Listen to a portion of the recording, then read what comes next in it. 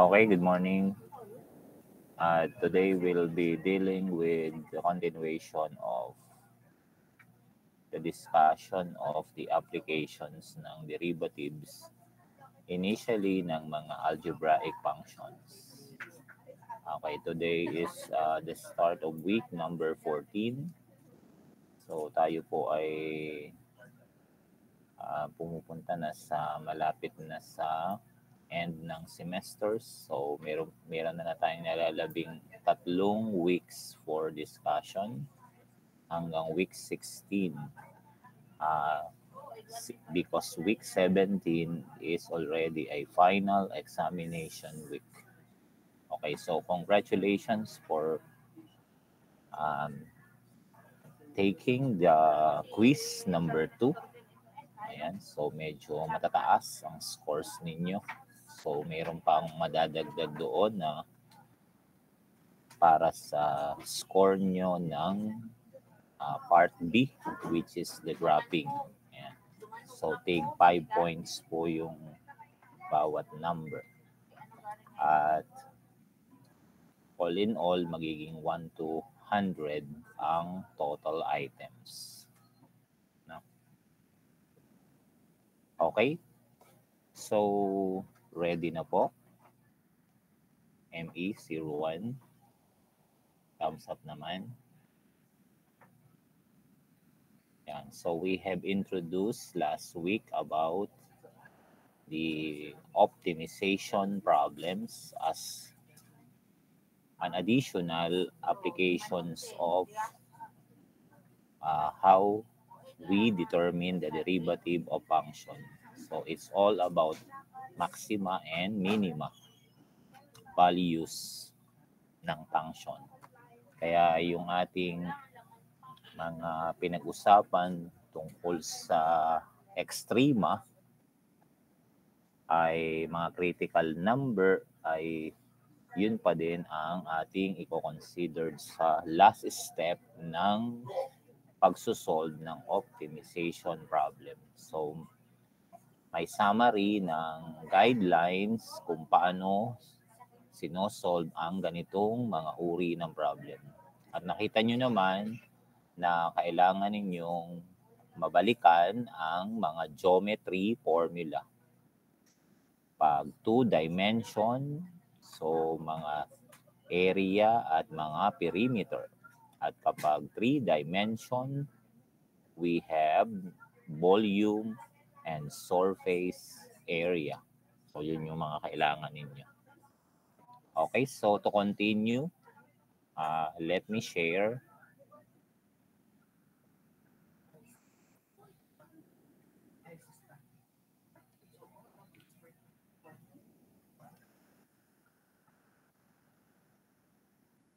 okay, nakikita na class?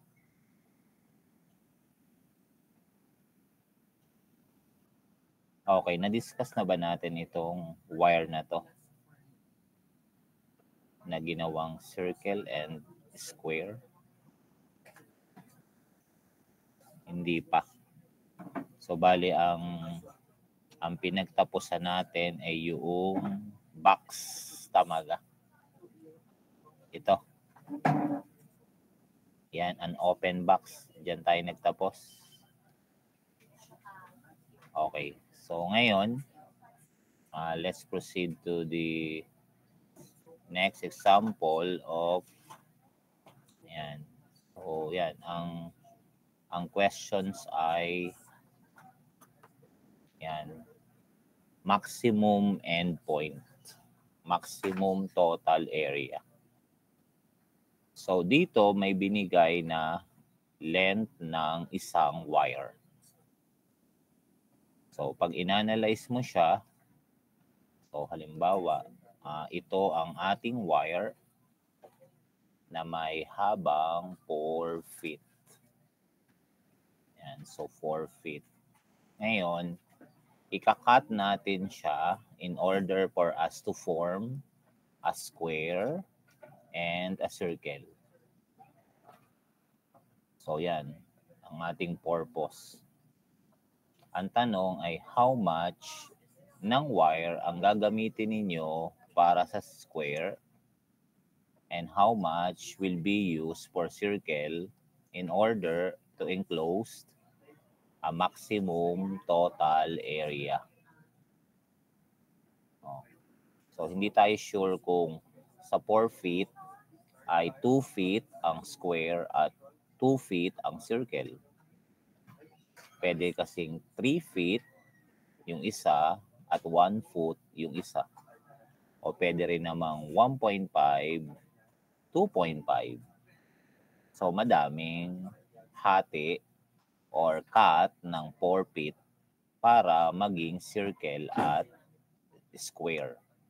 Now, alin doon sa mga cut na yon ang magbibigay ng maximum total area? Okay. And another possibility is pwedeng walang square at pure circle na lang ang 4 feet. Or another possibility is wala namang circle at puro na lang square. So kaya tatlo ang general na pwedeng mangyari sa situation. Pwedeng mayroon parehas na square at circle, pwedeng square lamang, no circle, at pwedeng circle lamang, no square.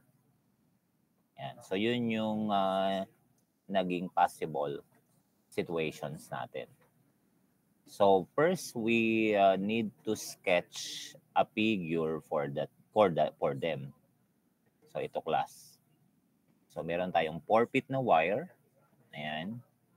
And gagawin natin siyang ang isang part ay square. Ayan. And if it is a square, then let x be one of its dimension. So therefore, kung ang length niya ay x, ang kanyang height or width is also x. At dahil dito, ang ating area ay x squared at ang ating perimeter, which is the sum of the sides of the figure, is x plus x plus x plus x, kaya 4x.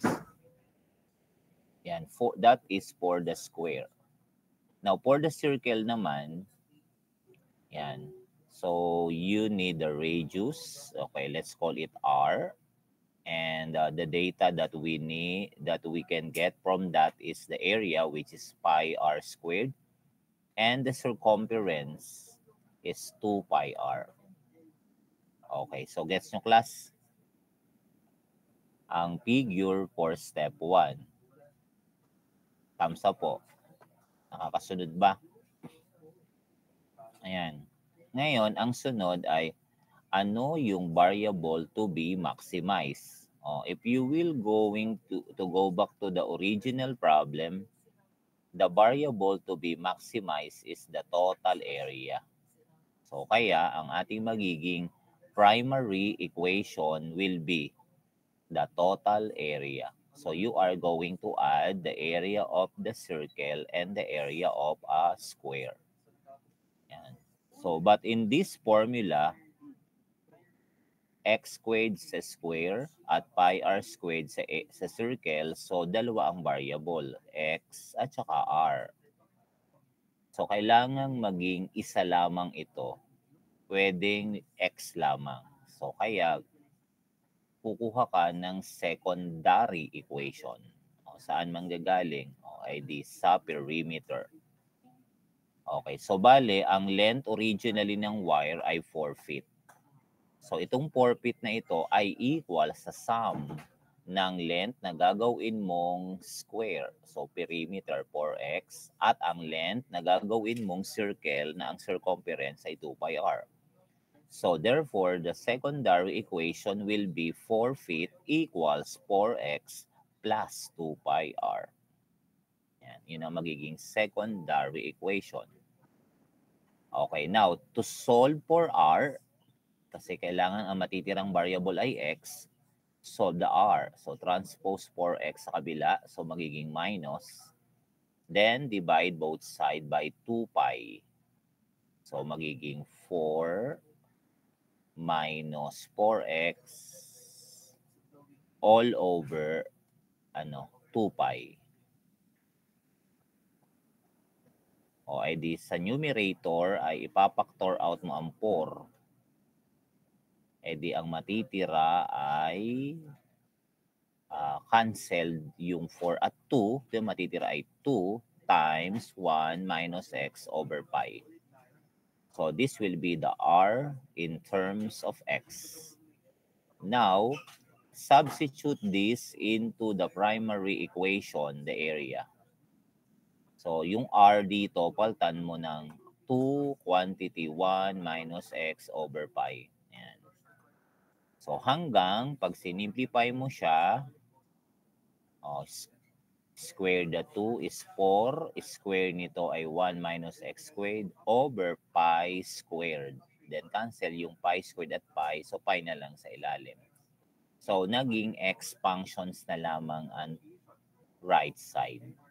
And that's the purpose why we need the secondary equation. So that the primary equation, which is originally 2 variables, magiging 1 variable na lang.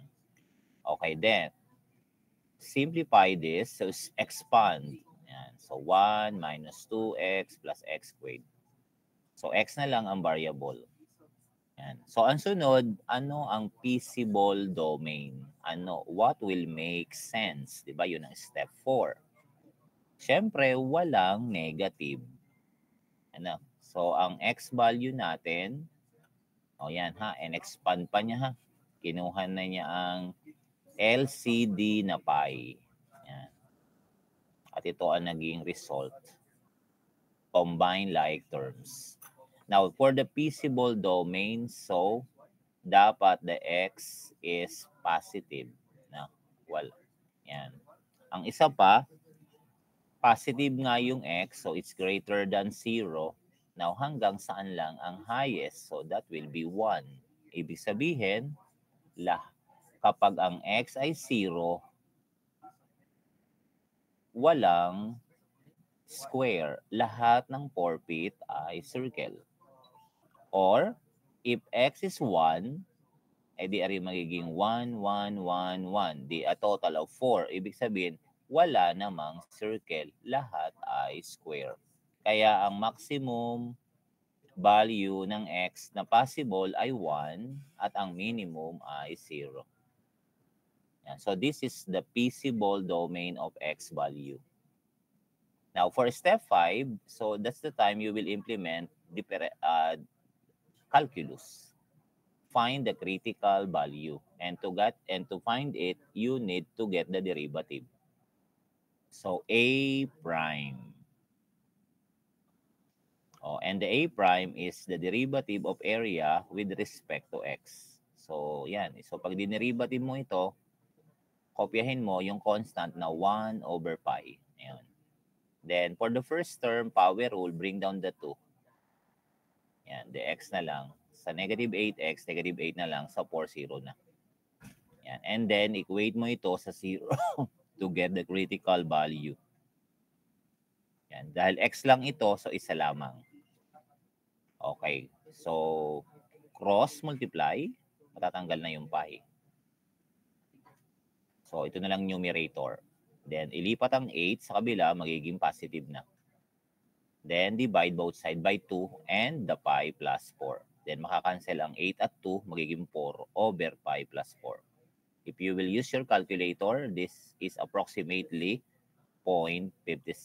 Okay, pakicheck naman, class. Thumbs up if you get the same approximate value of 0.56.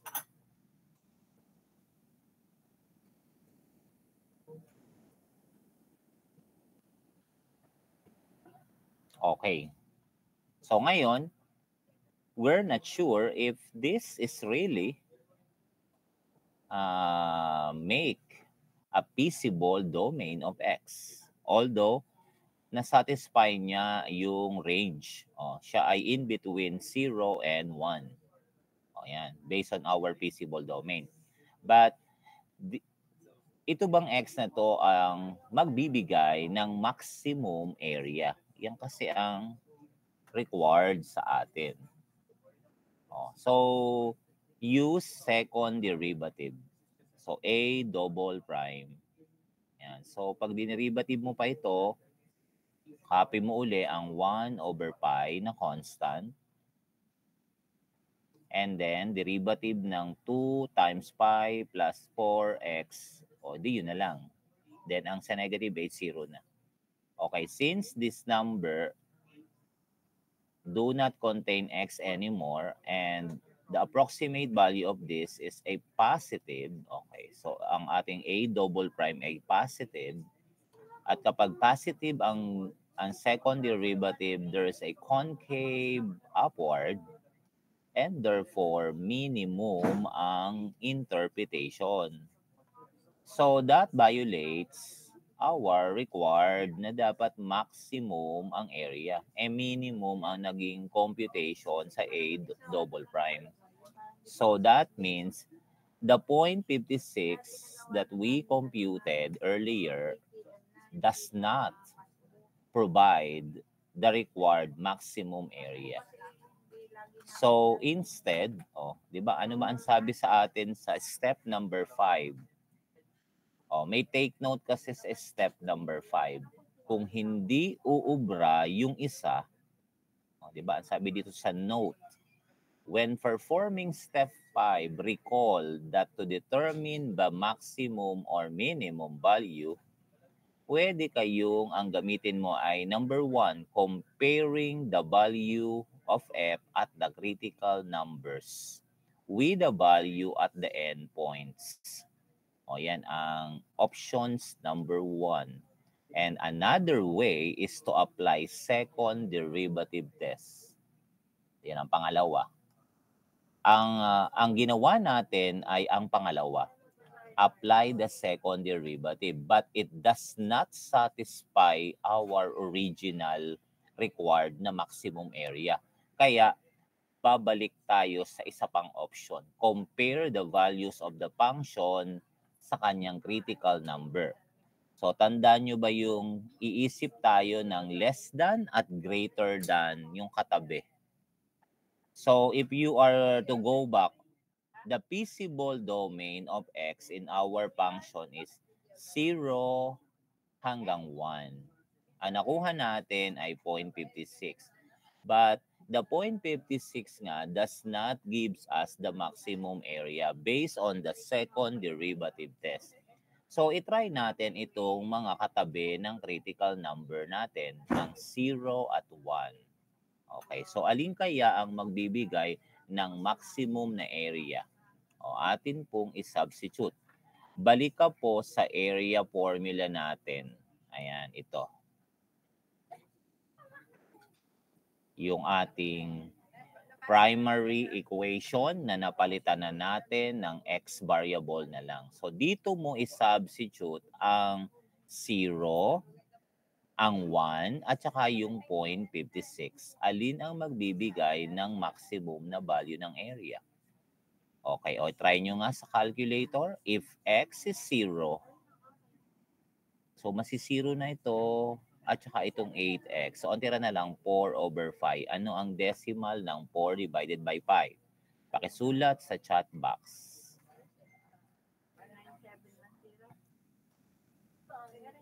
Ano ang 4 divided by 5? Yan. So, yan. So, may mga nagsulat na. So, 1.27. Okay. So, that's the value. Yan. When x value is 0, the answer of area is 1.27. Okay, how about the 0.56? Balik ka dito. I-substitute mo sa x ang 0.56. Ang pi dito ay 3.1416 approximately sa taas at sa baba. Pakikalkyo po. Kailangan nyo pong matutong gumamit ng scientific calculator. Huwag po kayo maging tanga sa paggamit niyan, ha? Pakisulat po sa chat box ng area kapag ang x ay 0.56.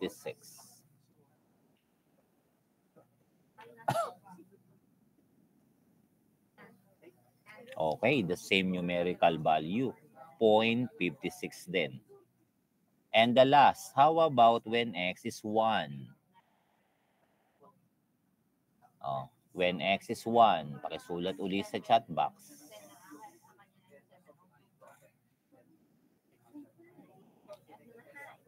Okay, ang sagot naman ay 1.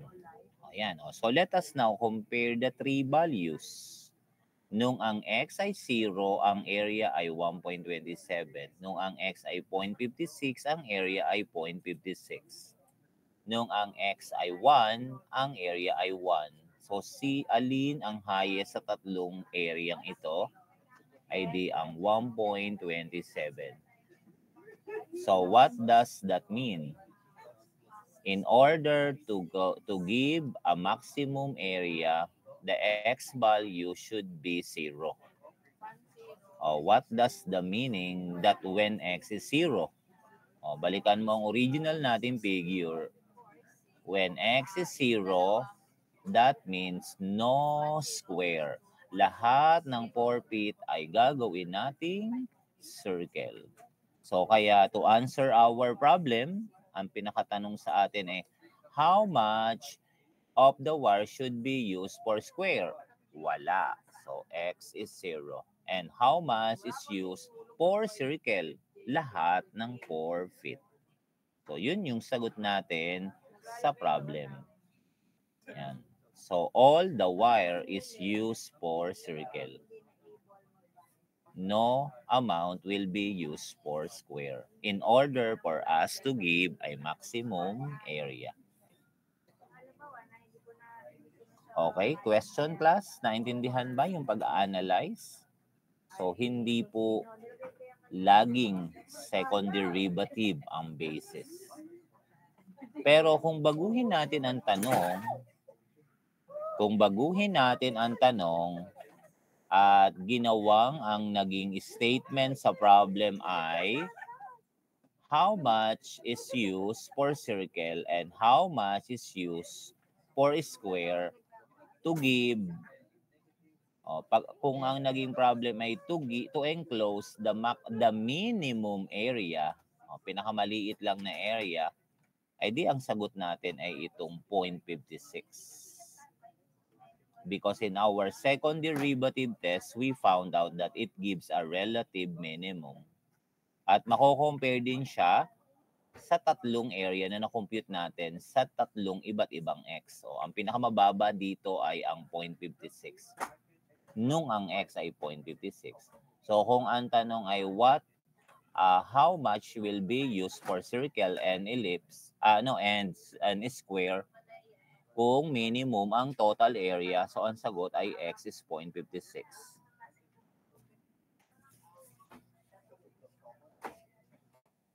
Guess nyo po, class? Thumbs up naman if you understand how do we analyze that problem. Yeah. Okay, next. Let's go to the concept of maximum illumination. Yan. Kapag may bintana, tapos ay mag-aalaw ng light na mag-enter, so anong dimensions ng mga bintana ang required? Question, Domingo, Jesus? Domingo, Jesus, you raise your hand. Ito, sir, napindot lang po. Okay. So for the next problem, let's have a certain window na tinatawag na Norman window. Yan.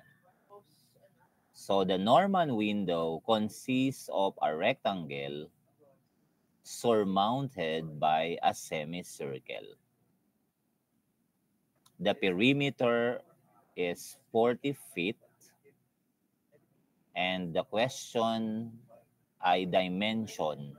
Anong radius ng semicircle at ano ang height ng rectangle such that the window will admit the most light.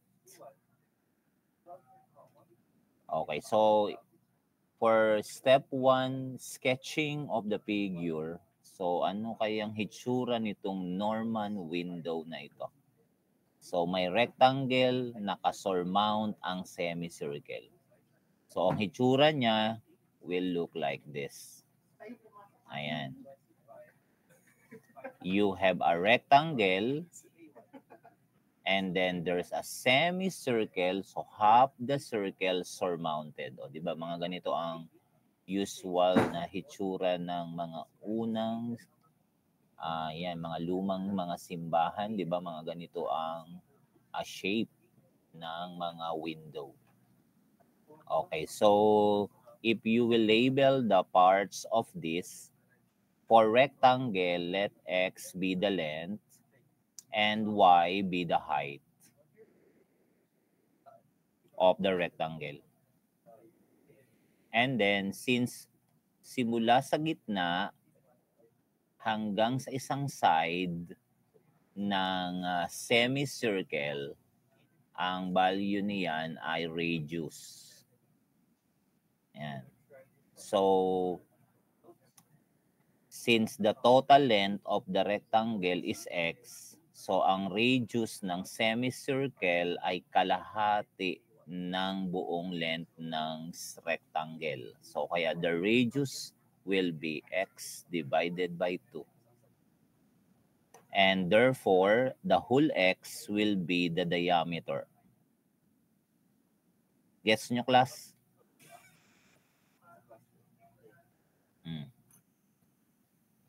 Oh, now, the perimeter is given. The P of the window is 40 feet. Yan. O, ngayon, ang isa sa requirement is that to admit the most light. So, para ang window na ito ay mag-allow ng pinakamalaking amount ng light. So, ano ang ima-maximize nating variable to answer this? Para mag-allow ng maximum na amount ng light, ano ang maximum dapat sa window?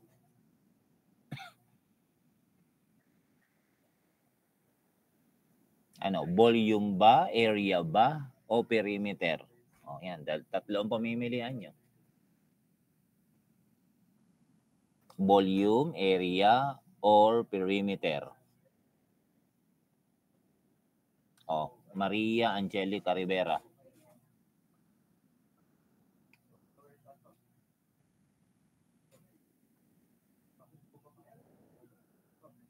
Ayaw sumagot. Nicole Andrea Galit. Sir, area po. Okay, area. So, therefore, ang primary equation natin na kukunin ay ang area. Dalawang figure ito. So, babalikan mo, ang area ng rectangle ay x, length times height. So, xy for rectangle. Para sa semicircle, ang area ng semicircle ay half ng area ng buong circle. So, kung sa buong circle ay pi r squared, so ang sa semicircle ay 1/2 pi r squared. So, that will be our primary equation. The area of a rectangle, length times height, so xy, and the area of a semicircle, 1/2 pi r squared. But the r of the semicircle is x divided by 2. So, pag sinimplify natin ito, magiging x squared over 4. May 1/2 pa sa unahan, kaya over 8. And as you can see, the area formula has two variables, x and y. So, we need to get a secondary equation na manggagaling sa perimeter. Okay, so balikan naman natin. Ano naman ang mga formula ng perimeter? May given na tayong ang total ay 40 feet.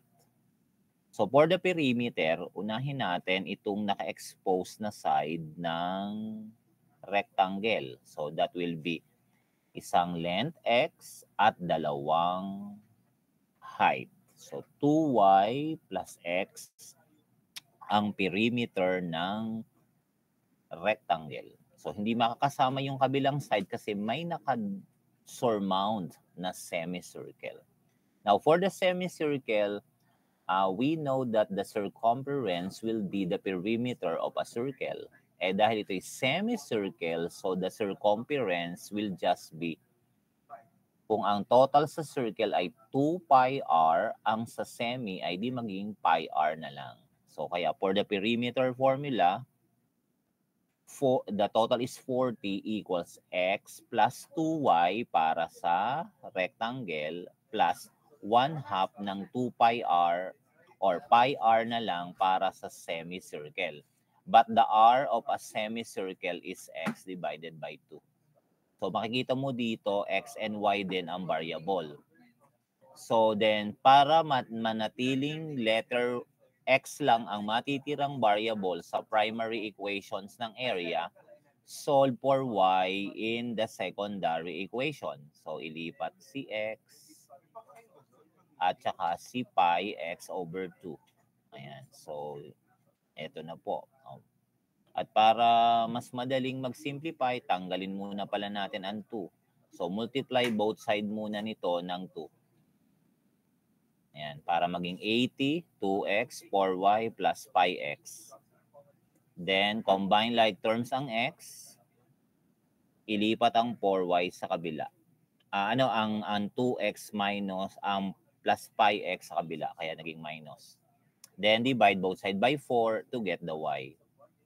O, tapos, isa-substitute nyo po ito dito sa ating primary equation ng area so that the only variable left is x variable.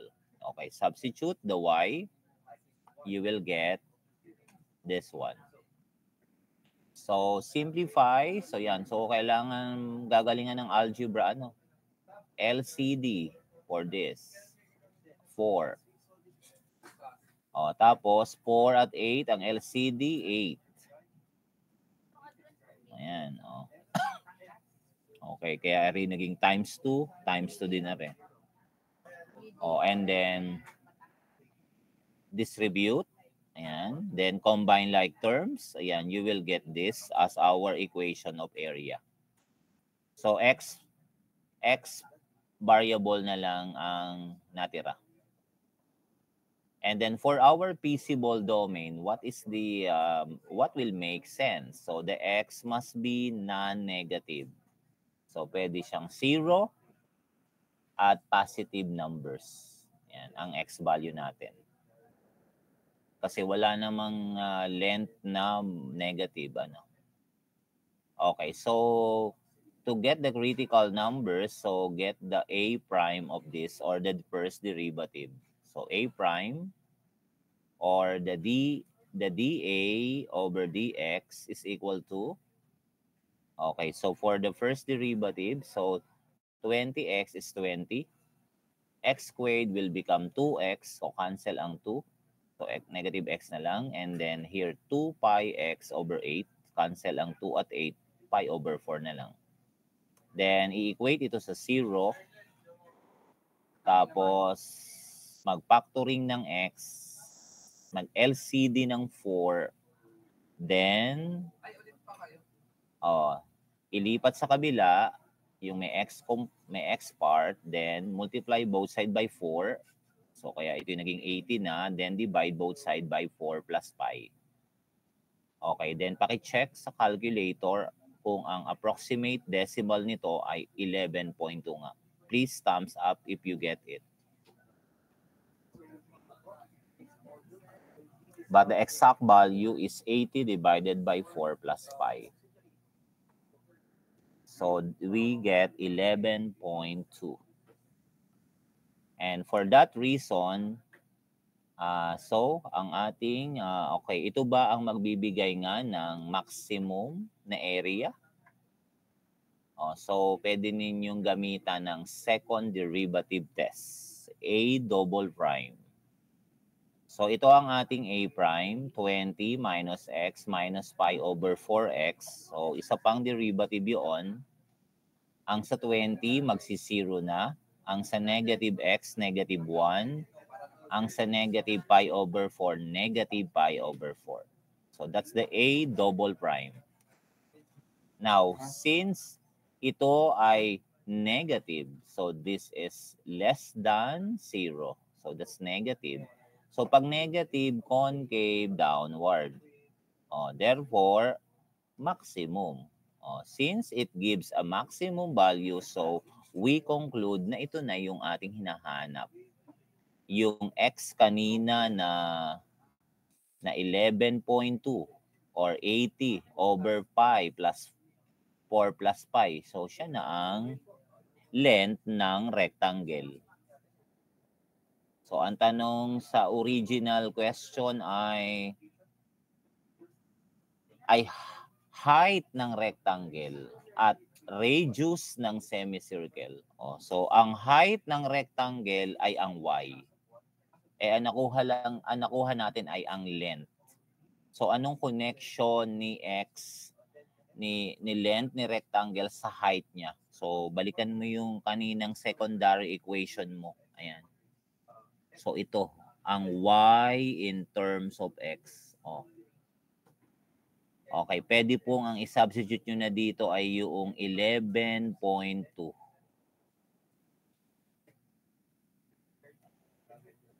Okay? Ano pong approximate value ng y? Pakisulat po sa chat box ng sagot.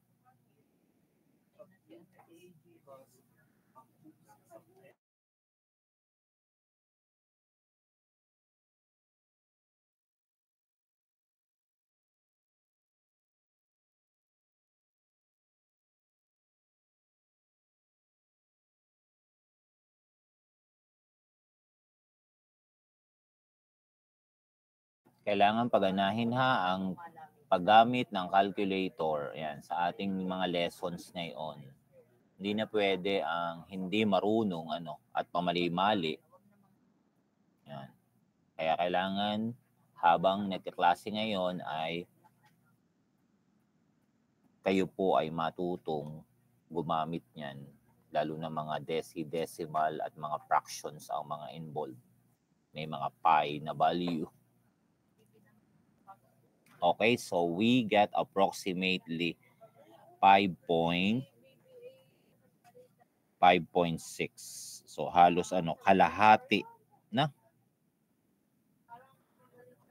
So ibig sabihin, ang ating ang length niya 11.2, ang height niya ay 5.6. So hindi siya square, siya ay rectangle. So next, ano ang radius naman ng semicircle? So it will be x divided by 2. So 11.2 na length ni rectangle divided by 2. So 5.6 din. So ang height ni rectangle ay 5.6, ang radius ni semicircle ay 5.6 din. Ayan. So radius is 5.6. The height of the rectangle is also 5.6. Ang eksaktong value ay 40 over 4 plus pi. But in decimal, this is approximately 5.6 feet. Okay, gets nyo po?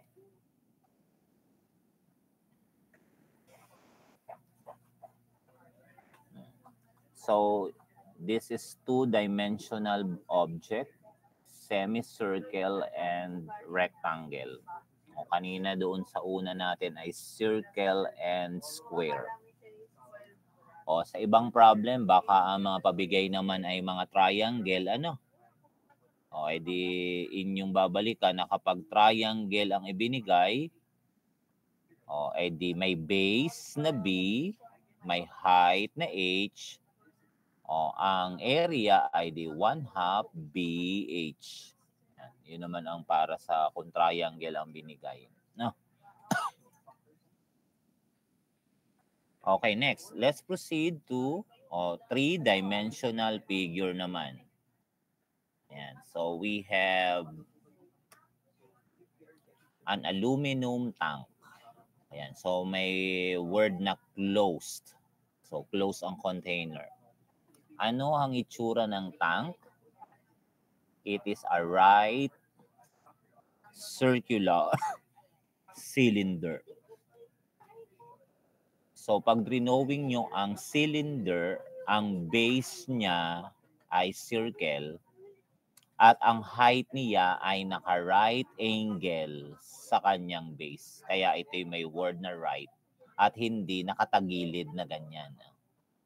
Kasi pwede pong ang cylinder ay ganito ang hitsura. O, circle nga ito, pero naka-inclined naman. O, di hindi siya right. Okay. So, kaya po binanggit dito ang word na right. And then, circular ang cylinder. Meaning, the base is a cylinder. Is a circular ang shape. Okay. Tapos, pag drawing nyo siya, so ang ating figure will look like this. Ayan. So you have a cylindrical tank. May radius R. Pwede rin ang radius ninyo ay din ninyo i-drawing sa ilalim. Ito ang gitna ng base niya. So hanggang sa isang end ng ay di yun din ang R. Tapos ay yung height ay H. So siya ay forming 90 degrees sa ating base. Kaya right circular ang shape ng tank.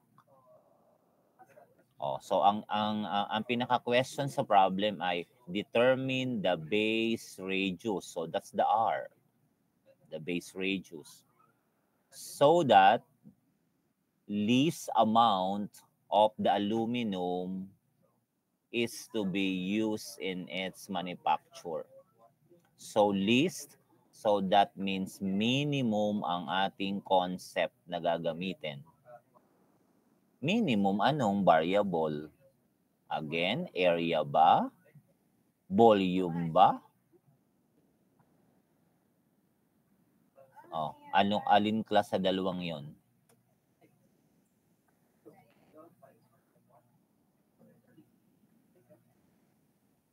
Ano ba ang i-minimize? Ang area ba? O ang volume?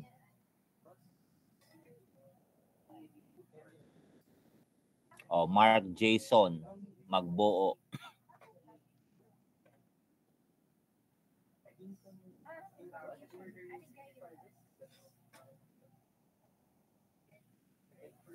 Mark Jason, magbuo.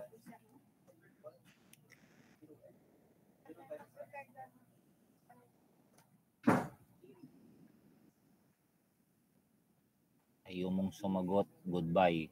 Blessing Grace Bicol. Volume po. Sure ka ay given ang volume 120 meter cube. Given na po siya, Miss Blessy. Ay, area po. Area. So, yan.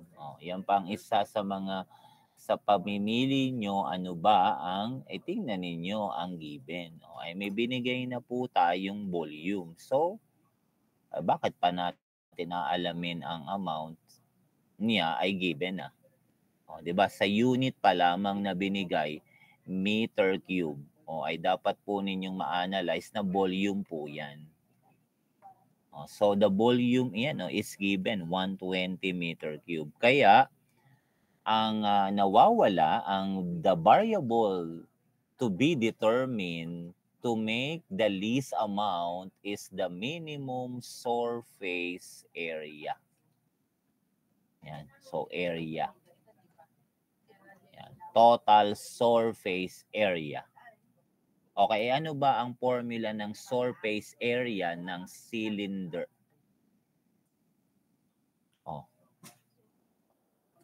During our face-to-face ay na-discuss ko na yan sa inyo. Jeric Audrey Antenor.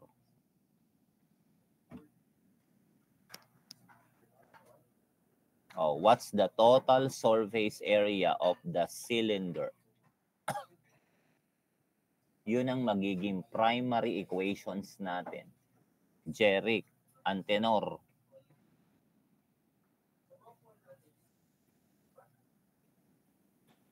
Ayaw mo ha?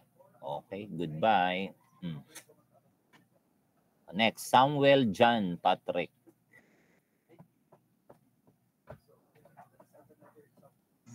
Yes po, sir.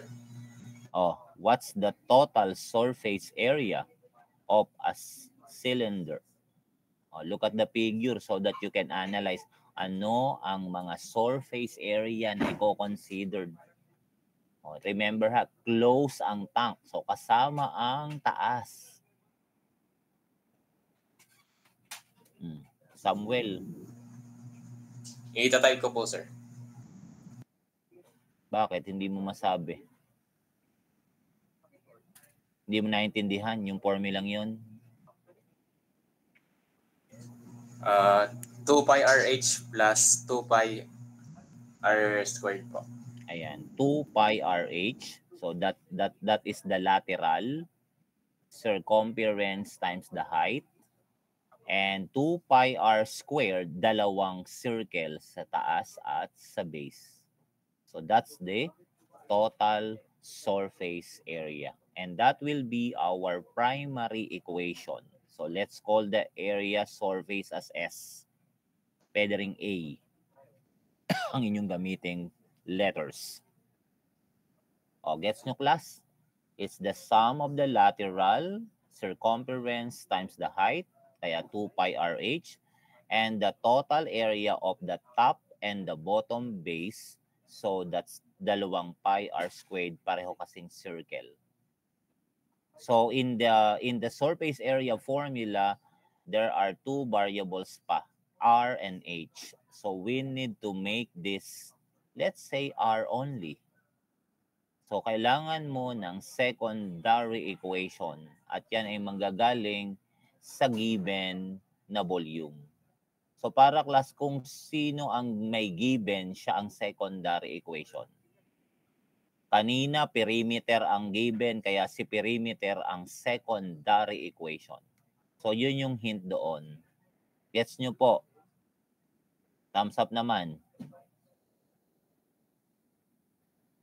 Ayan. So, for the volume equation, the volume of a right circular cylinder is the area of the base, pi r squared, times the height h.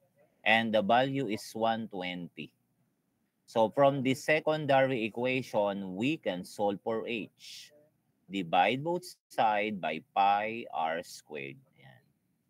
Then substitute this into the primary equation. So palitan nyo yung h ng r.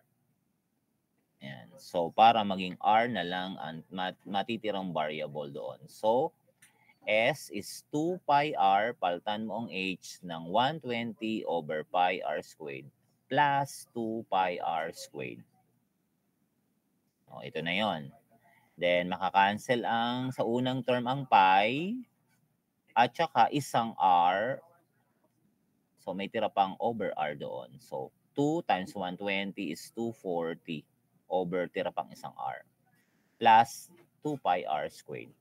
So, is r na lang ang variable. At para mas madali ang pagdiderivative, so para hindi ka na magko-quotient rule, then i-rewrite mo yung unang term sa halip na 1 over r, gawin mong r to the negative 1. Yan. Yan. At para magpa-power rule ka na lang. O, then copy mo yung second term. Okay, so now what's the feasible domain of the value of the radius? Again, r cannot be 0. That means dapat positive number si r. Wala naman kasing negative na radius. So then, to get the critical values, apply calculus. So first derivative, s prime. And the s prime is ds over dr.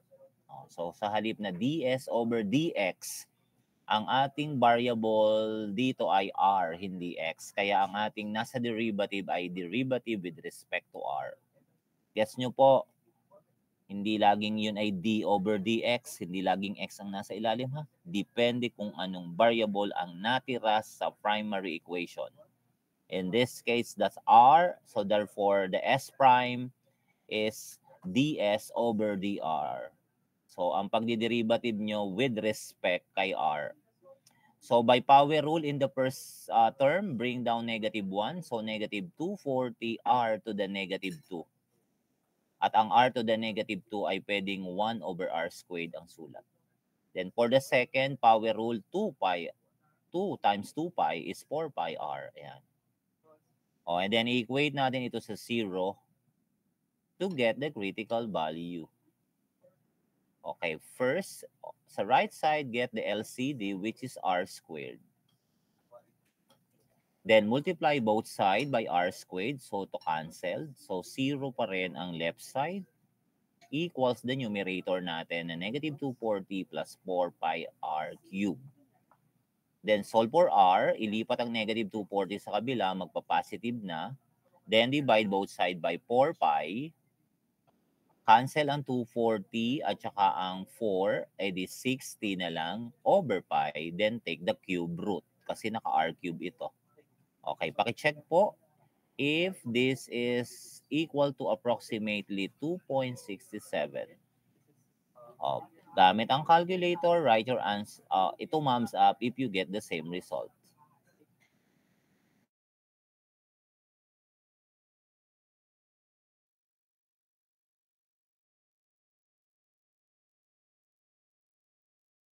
And our next thing to verify is, will this give the required volume? Ang sabi ay the least amount of surface area, the least amount of S. So we will have,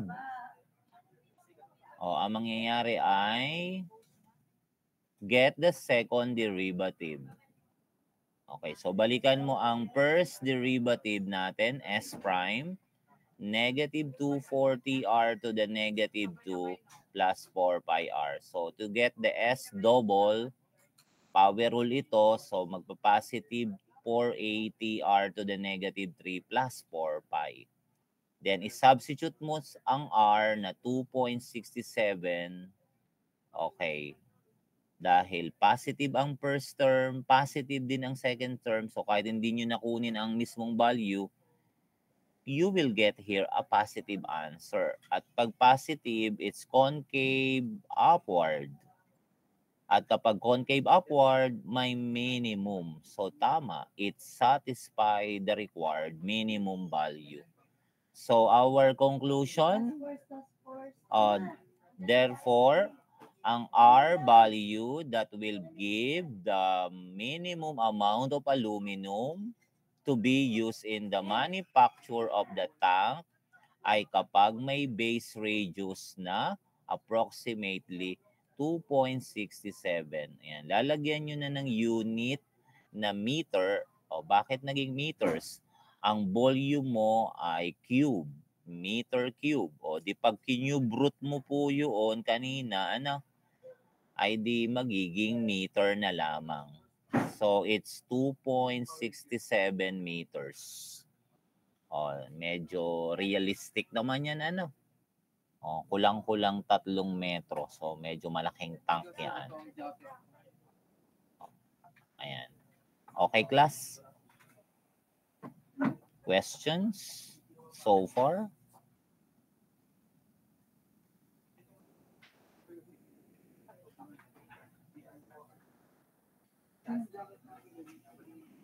Okay? Yan. May katanungan po? O1? Questions? Yan. So kung wala, ayan. So yan pa. Susunod na mga problem ay tungkol sa costing ng material. Ano pa narito? Ayan, mga cylindrical container. Yan, mga cone. Yan. So, yun ang susunod nating problem to be discussed. Okay, so yung isa ay halos ay similar lang naman sa kanina. Okay, so punta tayo sa another three-dimensional na greatest volume naman ang hinahanap. Kanina siya'y given. Tapos mayroon pa ditong mga binabanggit na the word inscribe. Ayan.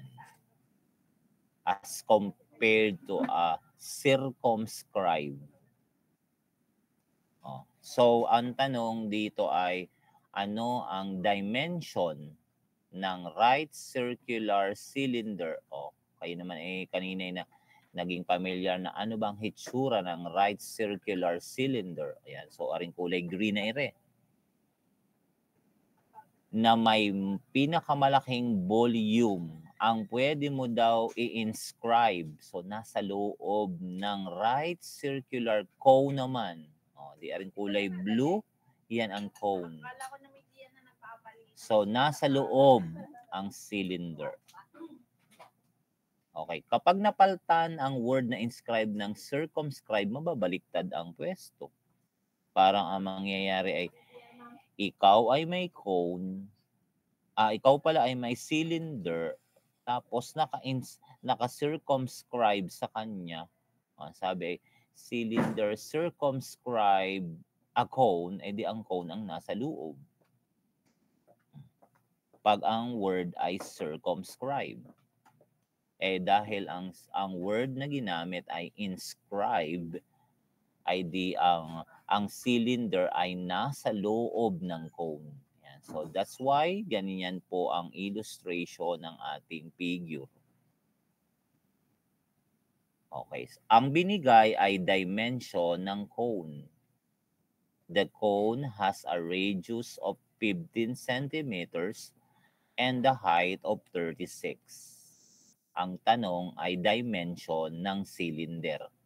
Ano ang radius at height ng cylinder? Yun ang magiging questions natin. Let x be the radius and let y be the height of the cylinder. But the given radius and height ng cone is 15 and 36 respectively. Okay, so we need greatest volume ng cylinder ang big questions, and you know that the volume formula for a cylinder is pi r. So, ang r natin, radius ay x. So, pi x squared. Then, the height is y. O, yan. So, ito ang ating primary equation. The radius is x, the height is y. Ngayon, you need to relate this x and y to the cone. Yan. So, kaya, gawa tayo ng mga dimensioning ng ating figure. So, pag hinati nyo ito sa dalawa, ayan. So, ang magiging base ng ang magiging cone ay patriangular ang kalahati. Ayan. Let's label this by AEC. And then, for a cylinder, hanggang dito lamang siya. So, rectangle naman siya na may dimension A, F, D, B. Yan. Yan ang ginawa natin. Ngayon, let h, small h, be the height of the cone. Although given siya as 36. Now, let y be the height of the cylinder. So therefore, aring natitirang component na ito ay kung ang buo ay h at ang height ng cylinder ay y, di aring part na are ay h minus y. At sa x naman, kung ang total na distance ng simula gitna hanggang sa edge noon ay the radius of the cone, then the x will be the radius of the cylinder. Yan. So you will use ratio and proportion. So by similar triangle, sa study ng geometry nung high school, yung malaking triangle AEC is similar to the small triangle, ito, FED. By ratio and proportion, you have the whole H is to H minus Y and the whole R is to X. So yun ang ating magiging secondary equation. Ayan. H is to R as H minus Y is to X. Nag-gets nyo, class? H, yung malaking buong height ng cone, is to H minus Y for the height of this small triangle. And then the whole R is to X. Kaya naging ganito. H is to R as X minus Y is to X. Then may given naman ang H ang cone, 36, ang R, 15, equals 36 ang H minus Y over X. So by cross multiplication, okay, simplify nyo muna ito, 36 at 15, it's 12 over 5. Then if you will cross multiply this, you will get 12x equals 5 times 36 is 180 minus 5y. Then solve for y. Ilipat ang 5y sa kabila, ang 12x sa kabila, ito, then divide both side by 5. Then i-substitute nyo ito sa primary equation ng volume. Yun. Pi x squared y. Para x na lamang ang matitirang variable. Okay, so 180 over 5. Ayan, so pi. So pinactor out ang 180 at saka ang 12 ng 12. So ang tira sa 180 ay 15. Di may constant ka ng pi at over 5 sa labas. Then the x squared, i-distribute. So x squared minus x cubed. So the feasible domain of x, dapat siya ay hindi negative. Yan. At syempre, ano ang highest value ng x? Kung titingnan mo ang original figure, ang pinakamalaking x ay ang radius r. And the radius r is 15.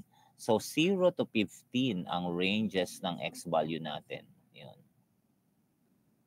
Okay, to get the critical value, so i-derivative po natin ang volume equation ito. So V prime equals, copy the constant, 12 pi over 5. Derivative ni 15x squared is 30x and sa x cubed ay 3x squared. Then i-equate ito sa 0. So, syempre, para matanggal ang 12 pi over 5, multiply both side by the reciprocal, 5 over 12 pi. So, matitira na lang 30x minus 3x squared, ang 0.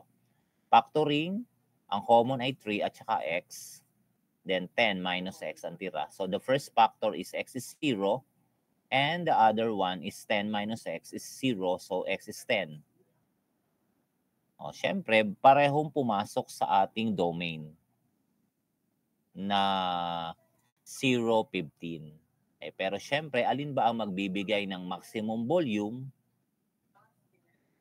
Di ating i-test using second derivative. So, isa pang derivative ng b prime, copy the constant, 12 pi over 5. Sa 30x ay 30, sa 3x squared ay 6x. Then, i-substitute natin. Kapag ang x ay 0, dito ay magiging 12 pi over 5 times 30. Ang ibibigay sa inyo ay 72 pi. But when x is 10, this will become negative. Yan. Now, pag positive ang double prime, siya ay concave upward, ay di minimum. Pag negative naman, ang b double prime, concave downward, maximum. So, alin sa dalawa ang nag-satisfy to give the maximum volume? Ay di itong x is 10. hindi yung sa 0. So, if x is 10, what will be the y? So, babalikan mo aring secondary equation mo. Ayan, are. So, when x is 10, this will be 180 minus 120 is 60 divided by 5. It'll give you the y equals 12. So, to answer the question, anong dimension ng ating cylinder na magbibigay ng maximum volume? So, ang x, ang radius niya, ang y, ang height niya. So, ang nakuha niyong radius ay 10, ang nakuha niyong y ay 12. So, the final answer natin, so, to give the maximum volume, greatest volume, the radius is 10 and the height is 12. At kung gusto mong kunin ang mismong volume, gamitin mo ang pi x squared y. So, 1,200 pi cubic ang volume. But the dimension ang tanong, radius and height. Yes, no class?